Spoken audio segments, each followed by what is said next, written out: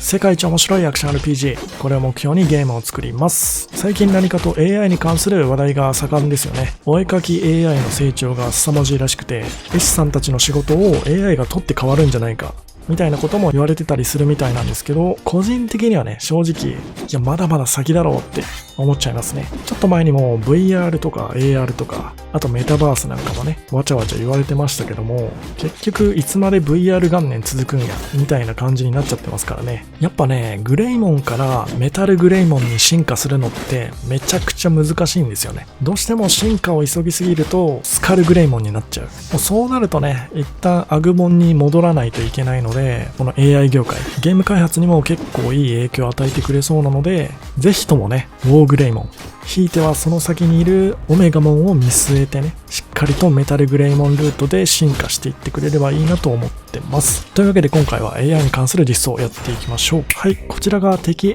AI の頭の中身ですね。いわゆる樹形図上のグラフで行動パターンを構築していってます。数 A とか数 B あたりで習ったよね。確率の問題で場合分けの数を考えるときとかに用いる図形。これはどうでもいいんやけど、袋から引いた赤玉をまた袋に戻すやつ、マジで性格悪いよな。各所にね、枝分かれしてる分岐点があって、この分岐点のところでね、いろいろ確率とかその場の状況を考えて、どういう行動を取るかっていうのを選択させてます。状況判断で言うと、こういう相手が攻撃してきた場合だとか、攻撃のチャンスだよっていう瞬間とか、あとは距離なんかもしっかり見てますね。例えば遠距離にいるときは飛び道具をたくさん撃つようにしたりとか、中距離にいる場合は様子見で横移動したりとか、射程の長い接ぎを使ったりって感じですね。で、一番重要になってくるのがこの近距離、至近距離にいるときですね。ここでほぼ強さが変わってくると言っても過言ではないと思います。MP に余裕があれば接ぎを積極的に撃ったり、装備の切り替えなんかも行えるようになってますね。で、今回実装していきたいのがここですね。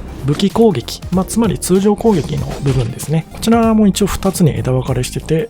連撃っていうノードと、あとは連撃なしの単発攻撃っていう2つに分岐してます。この連撃のね、中身をちょっと作っていきたいんだけど、そもそもなんでこの単発攻撃が必要なのかっていう話をちょっとしておくと、毎回連撃ばかりやってるとどうしても機械的になりがちだなと思ってて、こういう単発攻撃があるとそれが味になってくるんだよね。1回だけ単発攻撃してすぐ後ろ回避したりとか、この単発があるおかげでノイズになって連撃も通りやすくなるかなっていう風な揺らぎを作るための分岐点ですね。それでは連撃の中身ですね、見ていきましょう。ご覧のようにですね、2連撃から5連撃までの間でランダムでね、連撃数を選択する形になってますと。で、ちなみにその確率なんですが、AI レベルによる確率での判定ということで、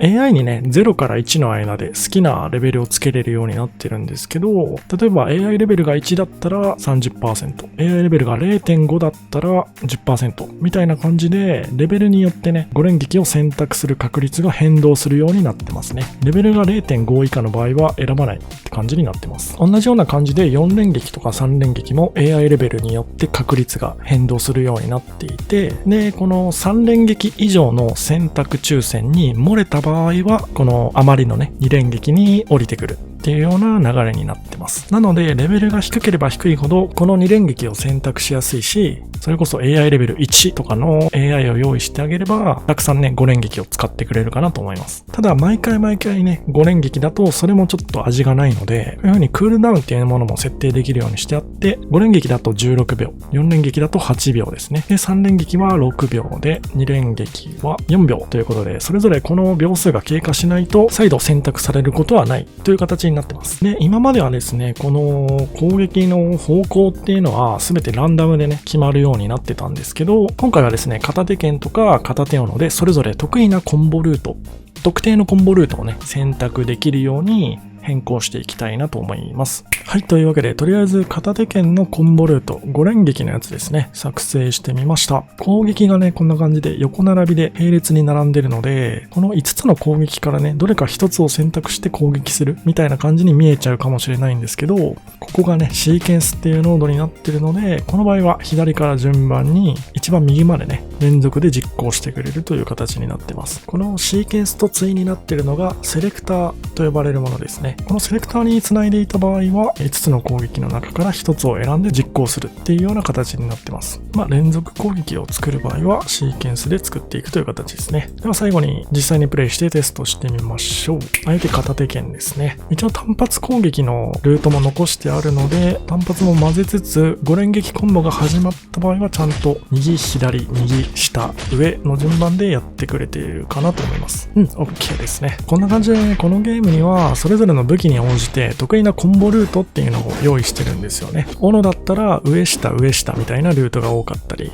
剣だったら右左右左みたいなルートが多かったりします。つまり使用している武器によってコンボルートに偏りが生まれるってことですね。優秀なコンボルートばかり使ってると、ルートを読まれてね、パリされたりする可能性も出てくるので、たまには意表をつくようなコンボルートですね。右攻撃の後にもう一回右攻撃するとか、そういった読み合いもね、生まれてくるかなと思います。今回の実装でね、AI が得意なコンボルートをね、積極的に選択するようにしてきたので、プレイヤーとしてはね、こいつこういうコンボルートでよく攻撃してくるなっていうのを見抜いて、しっかり適切な対処をね、していってくれたらなと思います。というわけで、今回はこの辺で失礼します。お疲れ様でした。